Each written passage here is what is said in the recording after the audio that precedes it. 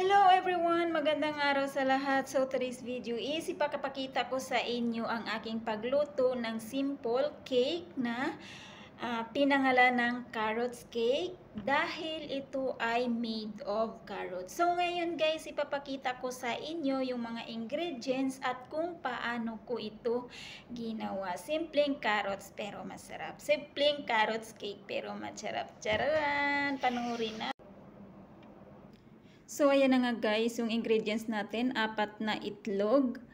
So, ayan, ilalagay natin sa blender. Ayan, naka-ready na yung blender natin. So, ngayon, ayan, pinisa ko na yung ating itlog sa blender. So, ayan, nahirapan nga si Akech kasi nga wala akong, isa lang yung kamay ko na naghawak. So, ayan, nasa blender na nga. At syempre, lagyan natin muna ng takip ang ating blender.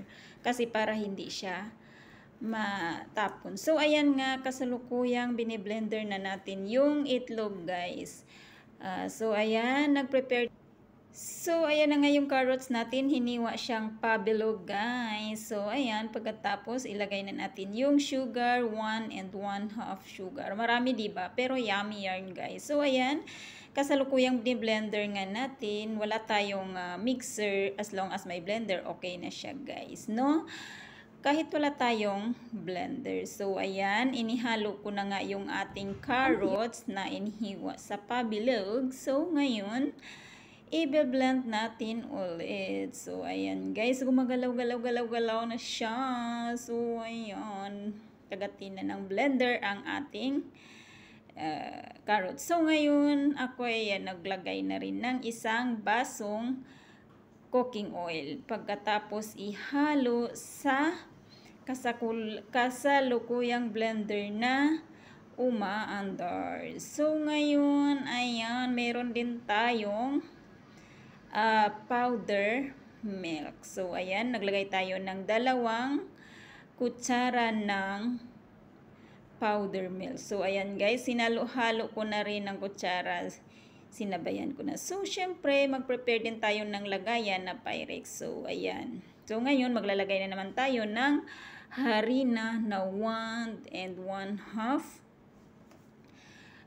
harina at ihalo natin hanggang sa maihalo siyang ng maayos. Diba? Marami tayong idea kahit walang mixer, meron tayong kamay na pang-mix. So, ayan guys. So, ngayon maglalagay din tayo para hindi matigas. Lagyan din natin ng baking powder. So, ayan na nga. At maglalagay na nga ako ng baking powder. So, ayan guys. Ihalo na natin ang ating baking powder. So, ayan.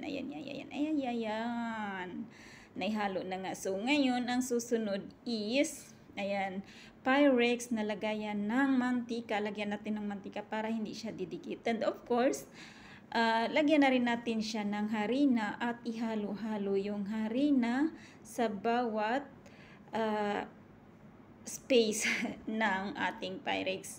And then after that, mix-mix natin ng konti yung ating naka-blend na carrots cake. So, ayan guys, ang ating carrots cake at ilagay na nga sa Pyrex, diba? Yummy, itsura pa lang, yummy na siya, guys. So, ayan. So, pagkatapos, meron na tayong ginadgad na carrots para ihalo na rin dyan sa naka-blender na carrots cake. So, ayan, ihalo-halo natin siya, guys, para bawat sulok ay merong carrots na ginadgadang carrots. So, ayan, naka-mix na nga yung carrots. And then, ngayon, isusunod na natin ang pagluluto. So, ayan, nasa loob na nga siya ng oven. So, ayan, guys. And after nyan, luto na siya. Charot!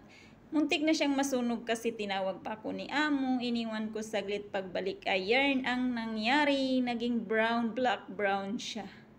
So, diba? So, ngayon, isa-slice na natin para paghati-hatian. Thank you for watching!